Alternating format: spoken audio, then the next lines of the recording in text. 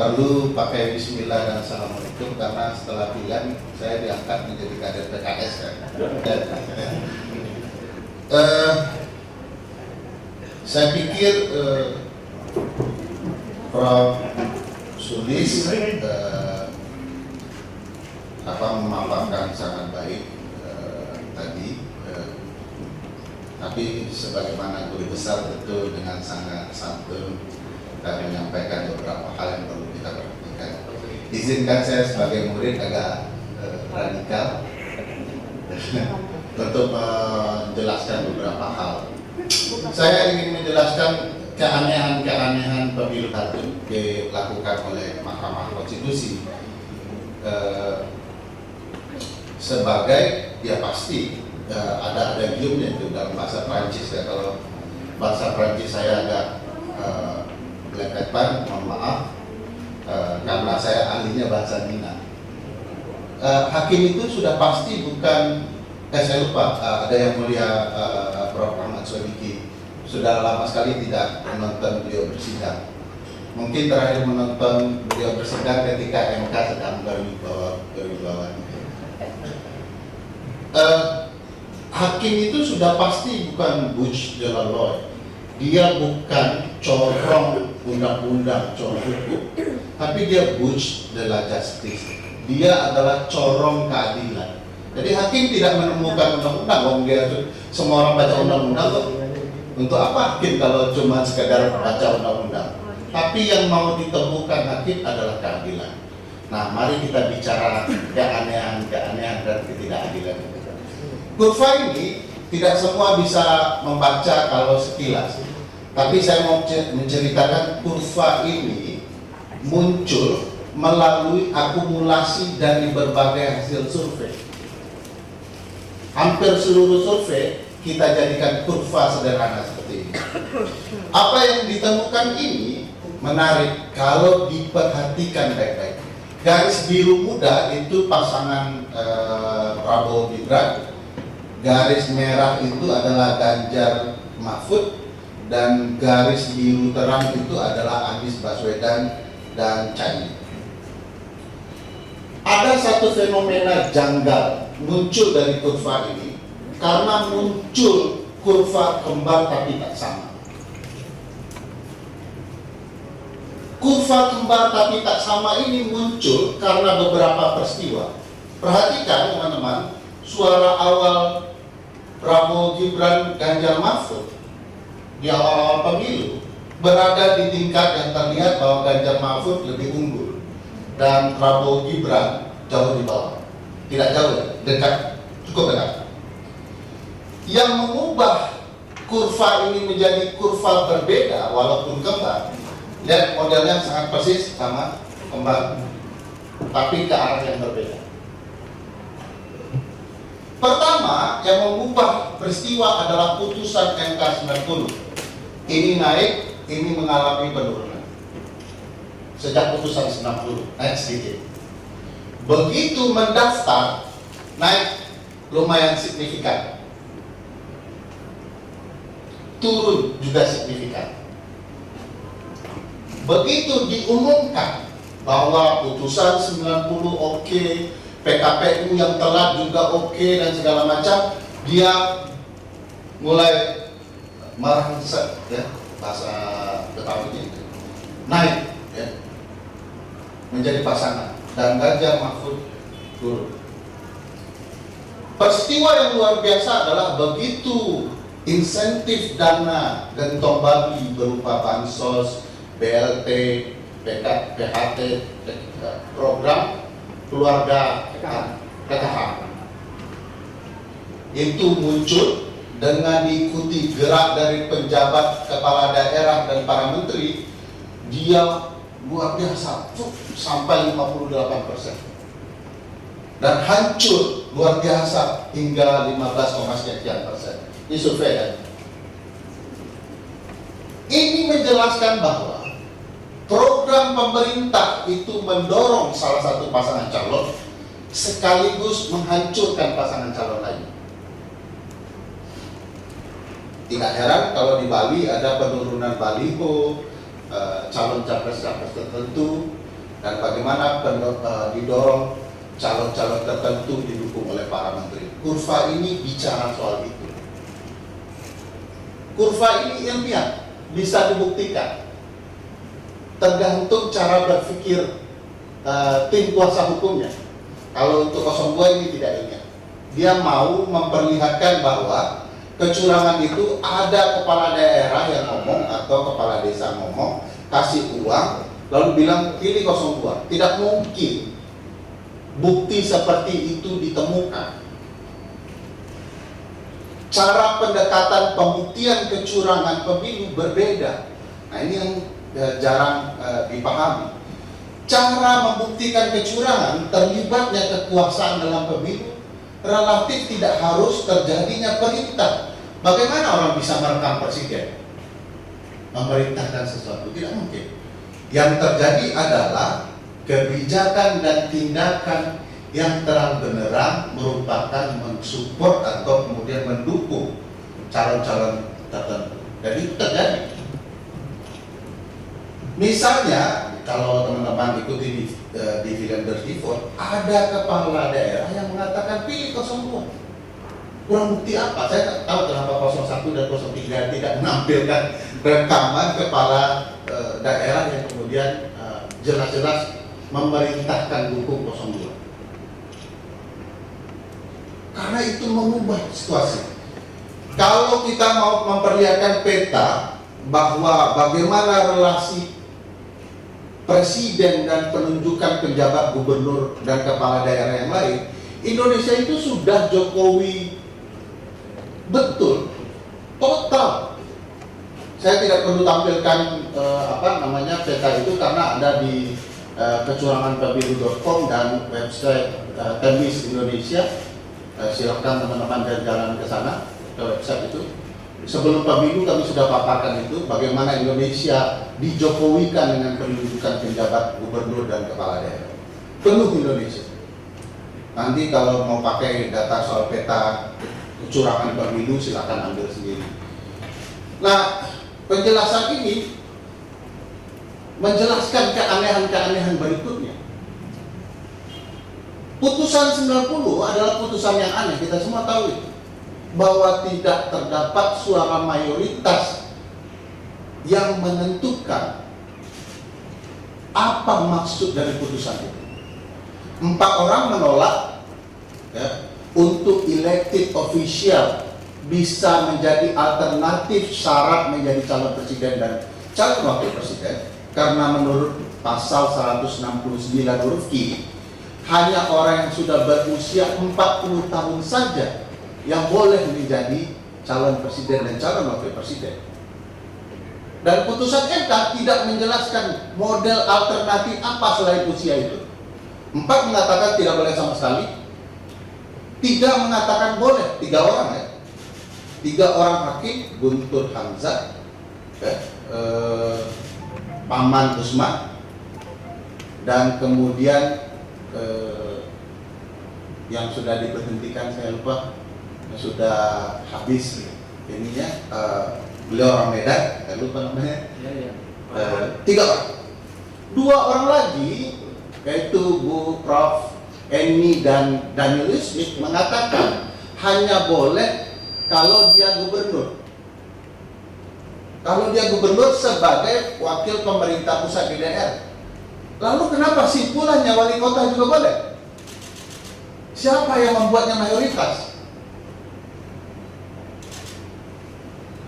Nah, itu sebabnya Prof. Yusril mengatakan ada penyelundupan hukum. Nah, ini penyelundupan hukumnya. 4, 3, 2, lalu dibilang lebih dari 5 orang hakim yang mengatakan wali kota boleh. Ditambah lagi kalimatnya begini ya. Pemohon mengatakan bahwa yang pernah menjadi kepala daerah atau yang terpilih dalam pemilu boleh menjadi alternatif calon wakil presiden dan calon presiden dan calon wakil presiden. Pertanyaannya, apakah Mas Gibran sudah pernah jadi wali kota? Beliau belum pernah. Beliau sedang. Beliau belum 2 tahun. Sementara Mahkamah Konstitusi memutuskan bagaimana menghitung orang sudah pernah 1 periode menjadi kepala daerah, itu wajib sudah pernah 2,5 tahun memimpin. Jadi Mas Gibran kalau mundur pun tidak boleh kalau konsep sudah pernah. MK lah yang kemudian menyelundupkan kata, menambahkan pernah, strip sedang. Ini malingnya, sedang kalimat malingnya, yang disebut oleh Prof. Yusril sebagai penyelundupan hukum.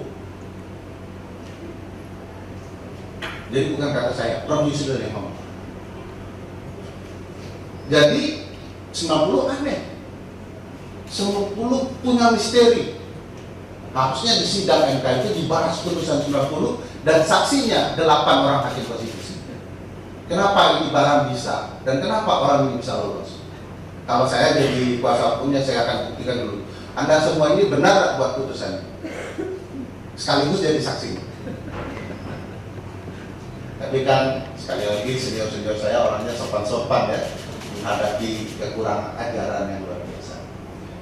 Nah, itu keanehan yang luar biasa menurut saya yang perlu dijelaskan kepada publik. Lalu tiba-tiba ya, KPU ya, memutuskan tanpa PKPU yang baru. PKPU 19 kalau saya tidak salah ingat, mensyaratkan usia untuk jadi calon presiden dan calon wakil presiden hanya orang yang sudah berusia 40 tahun ke atas. PKPU-nya masih begitu. Lalu tiba-tiba dengan PKPU yang belum diubah, lalu masuklah Mas Gibran dan terdaftar. Padahal kalau teman-teman coba simak pernyataan KPU sebelum putusan, KPU ngomongnya begini, kalau kami siap apapun putusan KPU, begitu putusan itu dinyatakan, PKPU-nya langsung kami ubah. Jadi KPU ikut berbohong luar biasa, apalagi presiden yang itu maksudnya. Presidennya sudah sering bohong kan, jadi tidak perlu kita buktikan. Nah, teman-teman, peristiwa rangkaian kecurangan yang berhimpitan itu sebenarnya menurut saya kalau digunakan upaya penegakan keadilan bukan sekedar undang-undang, sudah selesai.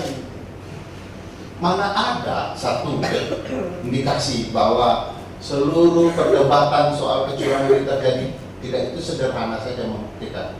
Mana ada proses penyelenggaraan pemilu, aturan main berubah saat pertandingan sedang dimulai hanya untuk karpet merah bagi anak presiden. Peraturan diubah di tengah jalan melalui putusan MK, yang di MK itu pamannya. Saya nggak tahu ya kemampuan teman-teman soal sepak bola sampai sejauh mana ya. Tapi saya juga tidak pakar-pakar betul, tapi saya penonton sepak bola. Kalau MU dan Liverpool sedang bertanding, lalu peraturan yang menguntungkan MU tiba-tiba, kita anggap ini pertandingan sudah kacau. Walaupun MU menang 4-3 kemarin. 4-3 itu menjelaskan komposisi mayoritas. Di tempat lain kita lihatlah komposisi mayoritas hakim konstitusi itu kalau patuh kepada putusan 90, 4 orang sudah menolak Mas Gibran, tinggal 4 orang lainnya. Nah, pertanyaan besarnya bagi teman-teman media adalah bagaimana kalau putusan itu 4-4 kan tidak bertemu, 4-4 bertahan di 90, 4 bertahan apapun yang terjadi, pokoknya anak raja harus jadi raja gitu ya. Itu konsep pangeran menjadi raja. Saya mau jelaskan, ini kekacauan yang disebabkan putusan 90. Mana ada hakim ada di gelanggang tetapi tidak boleh sidang. Konsekuensinya adalah terjadi potensi putusan 4-4. Dari mana asalnya? Ya, asalnya putusan 90. Asalnya dari mana? Dari anak raja mau jadi raja yang ditolong oleh bapaknya, kurang lebih begitu. Dan itu fakta yang terjadi. Mana ada persidangan akan potensi 4-4. Makanya disinggung oleh Prof. Sudis, ini kalau otaknya positivistik, keadilan tidak akan wujud. Wong sidang itu sudah tidak adil, majelisnya 8 orang, itu akan menggambarkan bahwa potensi kasus ini akan stuck. Dan itu kita biarkan terjadi di depan mata kita dan nonton. Untung sekarang sidangnya sampai sore. Kalau sampai jam 4 malam seperti dulu kan capek kita mendengarkan drama Korea berlapis-lapis kalau kemudian semuanya sudah direkayasa. Nah, saya mau menjelaskan keanehan-keanehan itu, dan itu terjadi, dan apa penyebabnya. Bagi saya penyebabnya tidak sekedar Presiden Jokowi, tetapi juga penyelenggara pemilu. Saya mau ingatkan teman-teman ya, bahwa penyelenggara itu punya masalah serius dalam menyelenggarakan pemilu. Saya mau ingatkan satu rekaman saja yang orang lupakan betapa penyelenggara pemilu kita curang. Rekaman ini pembahasan perintah melakukan kecurangan dalam verifikasi peserta pemilu lalu. Masih ingat ya? Perintahnya, kalau perintah itu datang dari sekretaris atau siapapun dari KPU RI, itu atas perintah saya itu ketua KPU RI. Nah, Mbak Uca sudah siap nggak yang rekaman? Maaf, Pak. Dari udah nggak ada Pak. Enggak, masih di jalan nggak ngerti dia konsep 3GP. Udah nggak ada Pak. Kalau dia ingat konsep itu diusung, salah satu intinya adalah dia menyatakan perintah yang disampaikan oleh sekretaris dan sekjen KPU adalah perintah saya sebagai ketua untuk melakukan kecurangan meloloskan partai-partai tertentu. Nah, teman-teman silakan lihat partai-partai yang diloloskan yang tidak memenuhi syarat, sebagian besar adalah pendukung 02. Powerful, maka diloloskanlah partai-partai tertentu yang tidak memenuhi syarat.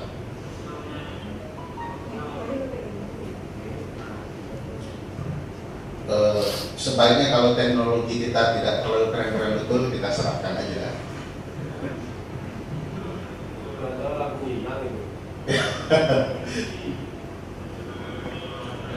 Nah, benar ya. Nanti aku share aja ya sama teman-teman panitia. Jadi ada problematika KPU. Nah, ini gambar untuk menjelaskan problematika terbaru. Hari ini adalah konversinya terkait peristiwa ini, Mbak Uca. KPU punya affair dengan penyelenggara KPU luar negeri, sesama penyelenggara. Cuma levelnya satu tingkat nasional, satu levelnya luar negeri. Saya mau ini terkait ya, ini karena dia sudah dilaporkan, tidak ada korbannya juga sudah berobat dan segala macam. Ada kekerasan seksual. Saya tak tahu ini apa, setuju atau sama tidak setuju atau bagaimana. Tapi kurang lebih kasus ini berkaitan dengan PPLN di luar negeri, yaitu Belanda. Nah, saya mau menjelaskan begini, bagaimana kita dalam otak dan penalaran kita yang wajar percaya penyelenggara pemilu ini akan adil. Kalau ada yang bertanya bahwa apa urusan Ferry Amsari dengan fair ketua KPU dengan PPLN, saya tidak di sana urusan saya. Urusan saya ada ketua KPU yang menyelenggarakan pemilu secara nasional dan ada penyelenggara pemilu di luar negeri yang bermain.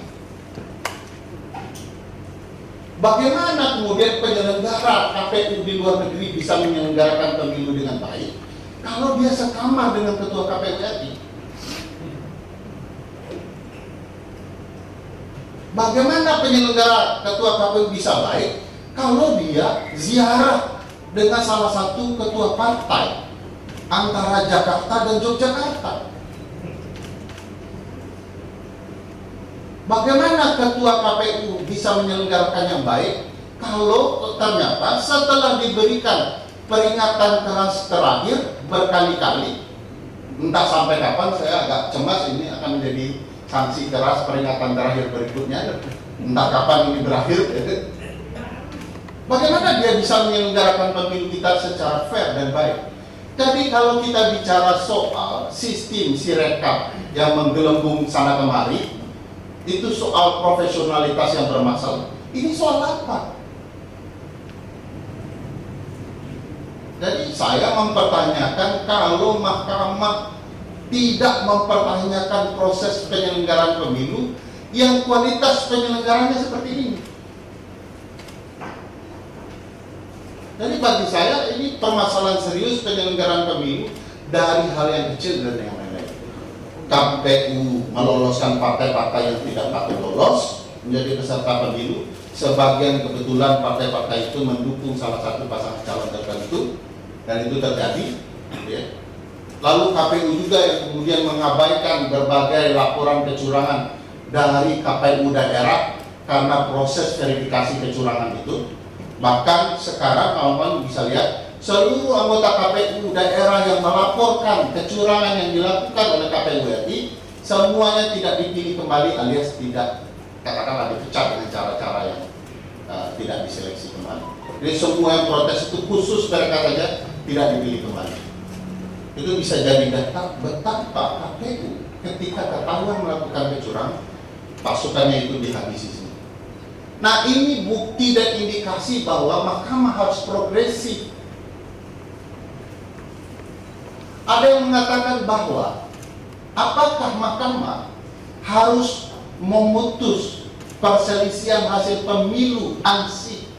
Tadi sudah dijawab oleh beliau berdua, banyak landmark decision yang mengatakan begitu.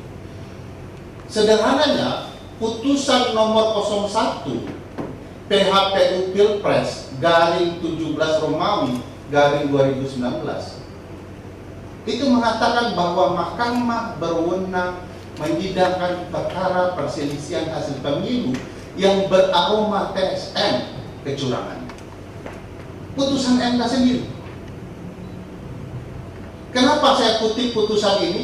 Karena putusan ini bersandar kepada undang-undang yang sama dengan yang kita pakai hari ini, yaitu Undang-Undang 7 tahun 2017 tentang pemilu. Kalau mahkamah mengatakan tidak berwenang, apa dan bagaimana pertanggungjawaban mahkamah dengan putusan dia sebelumnya yang pakai undang-undang yang sama? Kalau ada yang mengatakan bahwa DPR sebagai pembentuk undang-undang bersama pemerintah sudah membedakan mana yang TSM prosedur dan mana perselisihan hasil pemilu. Perhatikan, tidak ada sebenarnya pelarangan terhadap mahkamah untuk memproses kalau ternyata kecurangan TSM itu juga melibatkan KPU dan Bawaslu. Masa kita mengurus kecurangan proses kepada Bawaslu yang terbukti bermasalah misalnya. Kedua, Mahkamah Konstitusi dilarang menerapkan konsep TSM yang mereka ciptakan sendiri melalui putusan yang saya rasa Prof. Mahfud dan Yang Mulia Sodiki masih ada di dalam itu. Putusan nomor 45 garing PHPUD garing 6 Romawi 2008. MK yang buat konsepnya, MK pula yang bilang. Ketiga, mana bunyinya di undang-undang dilarang?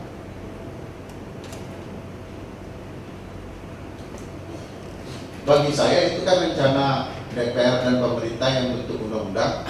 Kalau mereka curang, supaya tidak dibongkar di MK, dipisahkan saja.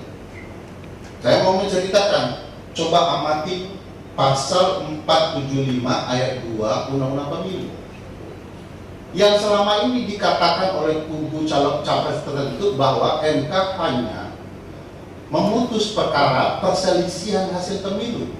Mereka tidak mengutip penuh pasal ini.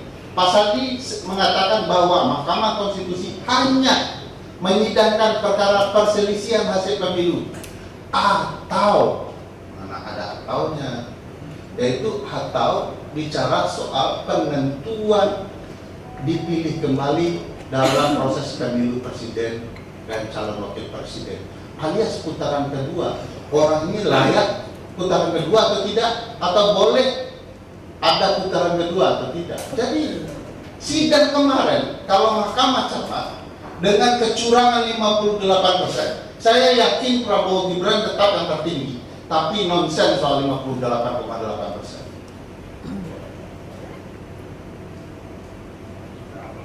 Karena semua survei mengatakan itu dan melonjak pesat ketika gentong babi dikeluarkan. Di mana-mana konsep gentong babi itu akan sangat efektif mempengaruhi pemilih. Ini ya, dibuat angka kemiskinan bertahan, dikasih gentong babi, ya pasti berubah. Psikologinya begitu, dan seluruh penelitian mengatakan begitu. Saya bisa mengutip di sana tulisan Eric Maskin soal gentong babi. Dan konsultan-konsultan calon presiden ini sudah belajar. Saya yakin ya, Cak Imam itu juga akan berpikir gentong babi kalau dia punya kekuasaan. Cuman kan dia tidak punya kekuasaan, yang kekuasaan adalah presiden dan pasukannya. Yang bisa memanfaatkan gentong babi itu ya presiden dan timnya. Insentif dana itu. Dan cara pembuktiannya teman-teman, pembuktian gentong babi itu bukan mana nih gentong babi kasih 600.000 lalu pulang pernyataan dengan ini saya menerima gentong babi ini secara halal dan saya akan memilih 02, pasti tidak akan ketemu. Yang diteliti soal gentong babi adalah apakah ada kebijakan negara dan tindakan penyelenggara negara yang menggunakan insentif dana pemerintah untuk kepentingan pemilu. Di mana kepentingan pemilunya? Ketika dia dikucurkan pada tahun-tahun pemilu, itu sudah curang. Pemilu yang fair tidak boleh ada gentong babinya. Cukup dilihat ada kebijakan dan tindakan itu selesai. Apalagi ada tindakan nyata. Pak Zulhas bilang, oh, terima ya, ini semua jasa Pak Jokowi. Aneh nggak? Ada orang buktinya konkret, gitu ya, bahwa dia minta dipilih jasa-jasa Pak Jokowi untuk pemilu ini, tetapi tidak dipanggil oleh MK. Jadi yang dipanggil itu khusus-khusus saja. Coba bayangkan kalau Pak Zulhas dipanggil dan videonya ditayangkan, itu menjelaskannya bagaimana. Kalau ada persidangan lalu dipanggil saksi-saksi, tapi ternyata para pihak tidak boleh bertanya, itu logikanya di mana? Apakah hakim khawatir para pihak menanyakan, Pak Airlangga Hartarto, setahu saya menurut Undang-Undang Kementerian Negara, Bapak tidak boleh ikut campur urusan teknis kementerian, apalagi ikut menyebarkan insentif bantuan sosial. Undang-Undang Kementerian Negaranya bilang begitu. Ya, tapi karena tidak boleh bertanya, akhirnya ya terjadilah drama Korea episode keberapa. Secara normal, MK juga harus progresif. Apa yang terjadi menunjukkan kecurangan. Saya sampai hari ini masih heran bertanya, kalah ya kalah saja, bukan soal itu. Kalah sih oke, tapi pertandingan harus fair. Sehebat apapun MU menurut saya, kalau faktanya memang mereka harus kalah, saya harus terima. Tetapi kalau peraturannya direkayasa sebagai penggemar berat MU, saya tidak terima. Jangan disuruh saya kemudian menerima itu. Dan mohon ingat Cek Mat, MU ini bukan Madura United, tapi Minang United. Saya mau kasih gambaran begitu teman-teman. Hari ini kita sedang membiarkan berbagai kecurangan terjadi. Kami sudah mengumpulkan bagaimana pola kecurangan itu dan sudah disebarkan. Sebagian mengatakan kenapa Anda tidak bersedia menjadi ahli. Jadi soal kesepakatan kami, kita bongkar ini, kita tunjukkan kita tidak sedang berpihak kepada 01, 02, 03.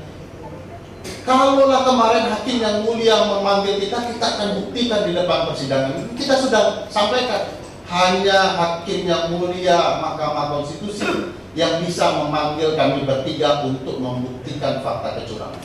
Tapi rekaman yang satu itu saja sudah pasti akan membuat heboh.